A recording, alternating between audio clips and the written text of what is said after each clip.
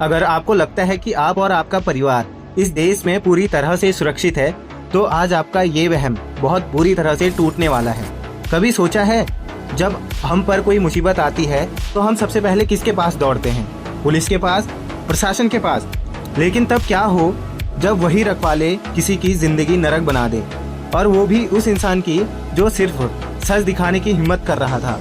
आज मैं आपको उत्तराखंड के जिस रिपोर्टर केशव सिंह की कहानी बताने जा रहा हूँ, वो सुनकर शायद एक पल के लिए आपका भी इस सिस्टम से भरोसा हमेशा के लिए उठ जाएगा। ये सिर्फ एक रिपोर्टर की कहानी नहीं है यार, ये हम सबकी कहानी है। हमारा उत्तराखंड तो देवभूमि है ना, यहाँ के लोग कितने शांत होते हैं। पर यहीं पर एक ऑफिसर है धर्मेंद्र रौतेला। इन पर जो आरोप हैं वो एक बार सुनिए। केशव सिंह को लॉकअप में बंद किया गया और आगे जो हुआ, सच बता रहा हूँ, उसको बताने में मुझे शर्म आ रही है, आप खुद सुनिए। धर्मेंद्र रौतेला, जिसने मेरे सर पर पेशाब किया है, मुझे पेशाब पिलवाई है, जूता चटवाया है, थूक पिलवाया है।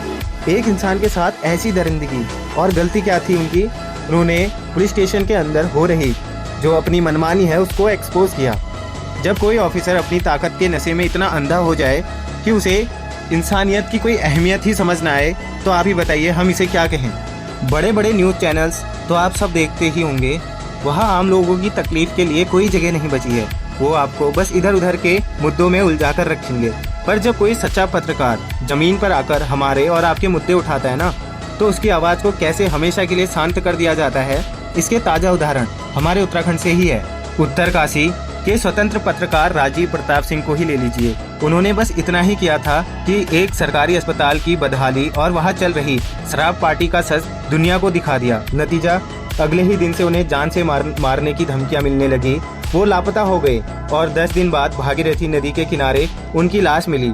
उनकी पत्नी मुस्कान जी आज भी रो रो कर कह रही हैं कि उनके पति हैं, उनको सच बोलने की सजा मिली है। और देहरादून के पंकज मिश्रा का केस तो आपकी रूह कपा देगा। रात के 10 बजे उनके ही घर में घुसकर उन्हें बेरहमी से पीटा गया। हमला करने वालों को भी अच्छे से पता था कि पंकज हार्ट और लीवर के मरीज हैं, फिर भी जानबूझकर उनके सीने और पेट में लात घूंसे बरसाए गए कि ये इंसान बचे ही ना। 2 दिन अस्पताल में तड़पने के बाद उन्होंने दम तोड़ दिया। ये सब क्यों हो रहा है यार? सिर्फ इसलिए ताकि आगे से कोई भी आम आदमी सिस्टम की कमियों पर सवाल पूछने की हिम्मत ना करे। अब थोड़ा रुकिए और सोचिए। राजीव प्रताप, पंकज मिश्रा, इन लोगों के साथ जो हुआ वो बहुत डरावना और बहुत खौफनाक था, और केशव सिंह उसी खौफ से लड़ रहे हैं। आप और मैं एक मिडिल क्लास परिवार से आते हैं। एक पल के लिए सोचिए, अगर पुलिस या सिस्टम हमारे पीछे पड़ जाए तो हमारा क्या होगा? हमारी तो सारी उम्र कोर्ट कचहरी के चक्कर में निकल जाएगी ना।